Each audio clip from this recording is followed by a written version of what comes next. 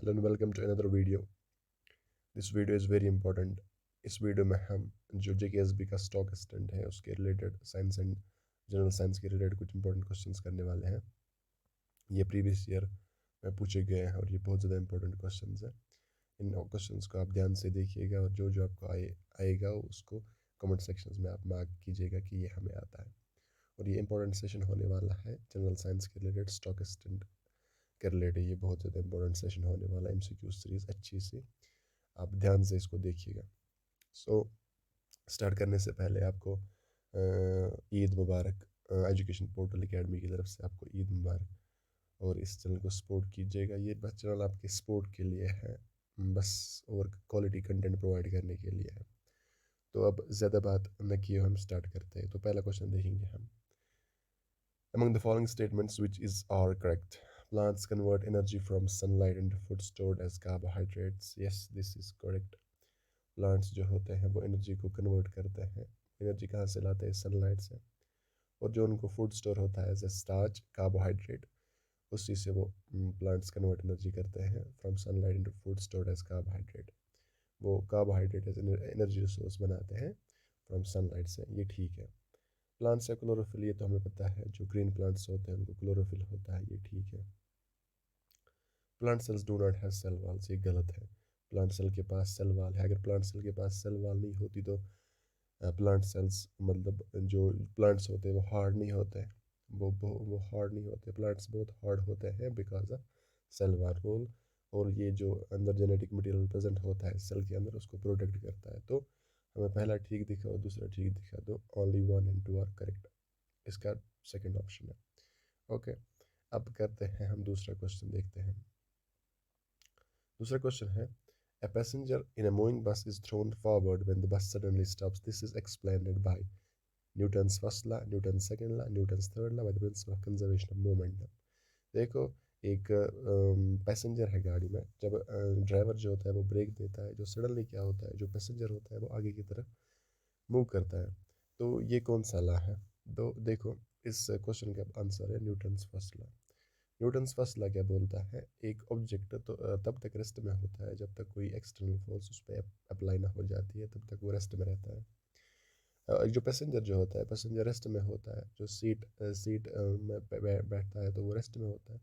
जब मतलब एक जो ड्राइवर होता है वो ब्रेक देता है तो एक हिसाब से एक फोर्स लगाता है, तो फोर्स से क्या होता है? उस पैसेंजर की जो मूवमेंट होती है। तो इसी को हम बोलते हैं न्यूटन्स फर्स्ट लॉ। एक ऑब्जेक्ट तब तक रेस्ट में होता है जब तक ना कोई एक्सटर्नल फोर्स उस पर अप्लाई हो जाएगी। तो न्यूटन्स फर्स्ट लॉ इसका आंसर है। और न्यूटन्स फर्स्ट लॉ का दूसरा नाम है लॉ ऑफ इनर्शिया। ये हमें याद रखना है, ये बहुत ज़्यादा इंपॉर्टेंट होता है। लॉ ऑफ इनर्शिया न्यूटन का कौन सा लॉ है, ये हमें याद रखना है। तो हम मूव करेंगे थर्ड क्वेश्चन की तरफ। देखो, अब हम देखेंगे ribosomes are sites for. Ribosomes जो होते हैं, राइबोसोम्स एक ग्रेनुलर पार्टिकल्स होते हैं। इस सेल मतलब ये सेल ऑर्गेनेल है एक। ये ग्रेनुलर शेप्ड की होती है। ये राइबोसोम्स किसके लिए होती है? इसका फंक्शन क्या होता है? ये प्रोटीन को सिंथेसिस करती है, प्रोटीन सिंथेसिस। फोटोसिंथेसिस तो नहीं करती है, फैट सिंथेसिस तो नहीं करती, रेस्पिरेशन तो नहीं करती, ये प्रोटीन सिंथेसिस करती है।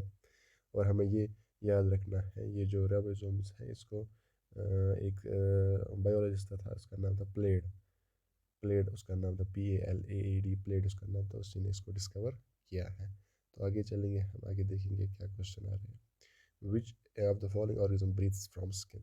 स्किन से कौन ब्रीथ करता है इन ऑर्गेनिजम्स में? स्नेक है, अर्थवर्म है, मंकी है। हमें देखो, ह्यूमंस तो लंग से ब्रीथ करते हैं, मंकीज भी लंग से ब्रीथ करते हैं। स्नेक्स को स्केल्स होते हैं। और अर्थवर्म्स जो होता है, अर्थवर्म ये स्किन से ब्रीथ करता है। तो इसका आंसर अर्थवर्म हो जाएगा। आगे मूव करेंगे हम। Which juice secreted by the organs in the alimentary canal plays an important role in the digestion of fat? देखो, एलिमेंट्री कैनाल में कौन से juices by the organs, alimentary canal के ऑर्गन्स कौन सा जूस सक्रीट करते हैं जो डाइजेशन ऑफ फैट्स के लिए बहुत ज़्यादा ज़रूरी होता है? देखो, सलेवा जो है, पहले में सलेवा तो माउथ में होता है। हाइड्रोक्लोरिक एसिड और म्यूक्स भी स्टोमक में होता है। और एलिमेंट्री कैनाल के ऑर्गन्स कौन कौन सा जूस सक्रीट करते हैं? इसका आंसर है answer third part, bile juice and pancreatic juice. ये सक्रीट करते हैं एलिमेंट्री कैनाल के ऑर्गन्स फैट को डाइजेस्ट करने के लिए। आगे चलते हैं हम। Which the following aquatic animals does not have gills? इनमें से कौन एक्वेटिक एनिमल वो हैं जिनको गिल्स नहीं है? देखो, ऑक्टोपस है, स्क्विड है, क्लोन फिश है। इनमें से जो वेल होता है ना, वेल को गिल्स नहीं होती है, वेल को गिल्स नहीं होती। वेल जो है वो लंग्स से ब्रीथ करती है, ये हमें याद रखना है। वेल जो होती है वो लंग्स से ब्रीथ करती है, उसको गिल्स नहीं होती है। आगे हम देखेंगे कुछ यहाँ पे एनिमल्स मैंने रखे हैं और उनके रेस्पिरेटरी ऑर्गन्स हैं। देखो, जैसे अर्थवर्म है, अर्थवर्म का मैंने अभी बोला स्किन है। वेल का लंग्स है। स्पाइडर एंड स्कॉर्पियन का बुक लंग्स है। कॉकरोच का कौन सा रेस्पिरेटरी ऑर्गन है? ट्रैकिया। टेडपोल फिश प्रॉन का कौन सा रेस्पिरेटरी ऑर्गन है? गिल्स है।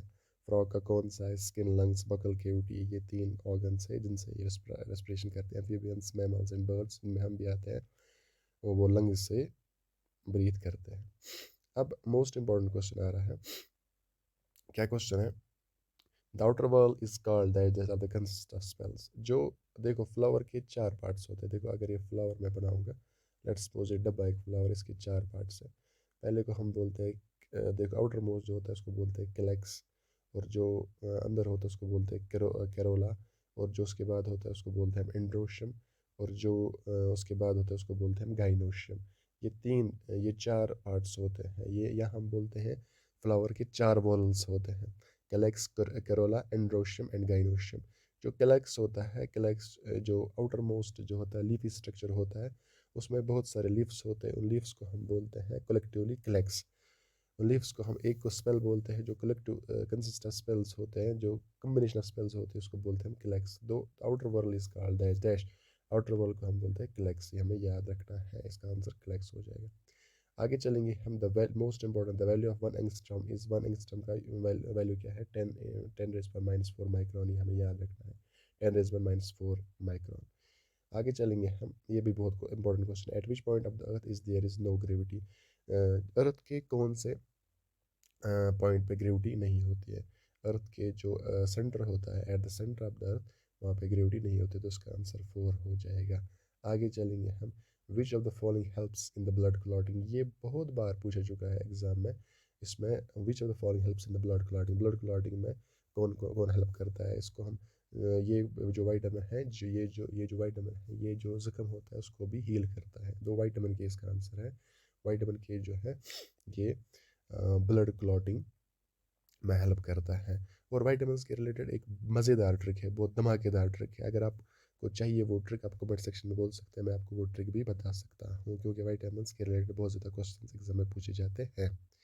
और विच of the following is not based on the heating effect of electric current? Heating effect of electric current क्या होता है? H = I²RT। ये हमें, सॉरी, ये हमने 10th में पढ़ा है। H = I²RT, I²RT, ये हमने 10th में पढ़ा है। ये heating effect of electric current की एक्सप्रेशन है, इक्वेशन है। देखो, हीटिंग इफेक्ट में इलेक्ट्रिक हीटर जो है वो भी heating effect of electric current show करता है। इलेक्ट्रिक बल्ब भी शो करता है। इलेक्ट्रिक आयरन भी शो करता है। जो माइक्रोवेव होता है वो heating effect of electric current show नहीं करता है। ये heating effect of electric current पे बेस नहीं है। आगे चलेंगे हम। Who is the father of DNA fingerprinting? DNA fingerprinting का फादर कौन है? एलेक जेफरीज जो है वो फादर ऑफ डीएनए फिंगरप्रिंटिंग है। ये बहुत इंपॉर्टेंट क्वेश्चन होने वाला है एग्जाम के। और यहाँ पे मैंने कुछ साइंटिस्ट्स के नाम लिखे और उसके मतलब फादर। देखो, पहले आता है कैरोलस लिनस, ये फादर ऑफ टेक्सोनॉमी है। Then we have Frank Skelton, ये फादर ऑफ यूगेनिक्स है। देन वी हैव हिप्पोक्रेट्स, ये फादर ऑफ मेडिसिन है। Then we have Hugo de Vries, ये फादर ऑफ म्यूटेशन थ्योरी है। Then we have Leonardo da Vinci, ये father of palaeontology है।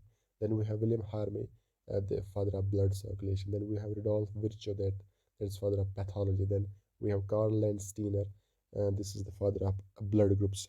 Then we have Gregor Mendel, father of modern genetics. Then we have modern Robert Hooke, father of cytology. Then the father of cell.